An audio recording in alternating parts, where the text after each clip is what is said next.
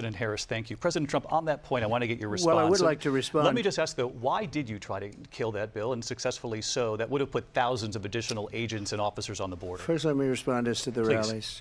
She said people start leaving. People don't go to her rallies. There's no reason to go.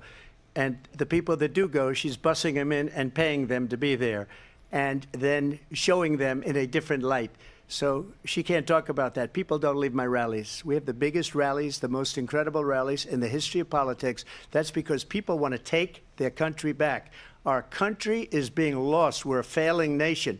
And it happened 3.5 years ago. And what's going on here, you're going to end up in World War III, just to go into another subject.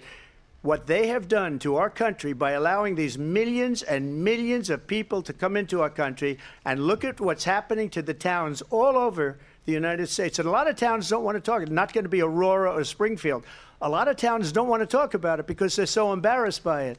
In Springfield, they're eating the dogs, the people that came in. They're eating the cats. They're eating the pets of the people that live there. And this is what's happening in our country, and it's a shame. As far as rallies are concerned, as far as the reason they go is they like what I say. They want to bring our country back. They want to make America great again. It's a very simple phrase, make America great again. She's destroying this country, and if she becomes president, this country doesn't have a chance of success. Not only success, we'll end up being Venezuela on steroids. I just want to clarify here. You bring up Springfield, Ohio, and ABC News did reach out to the city manager there. He told us there have been no credible reports of specific claims of pets being harmed, injured, or abused by individuals within the immigrant community. Well, I've seen people on television. Let me just say here, this is the people on television say my dog was taken and used for food. So maybe he said that, and maybe that's a good thing to say for a city manager. I'm not taking this from but television. But the people on television saying their dog was eaten by the people that went there. Again, the Springfield city manager says there's no evidence of that. Vice President Harris, I'll let you respond to the rest of what you've heard. You talk about extreme.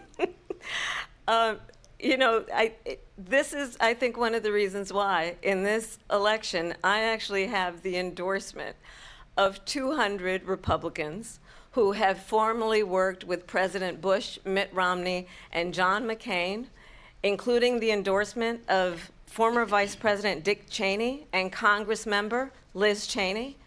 And if you want to really know the inside track on who the former president is, if he didn't make it clear already, just ask people who have worked with him.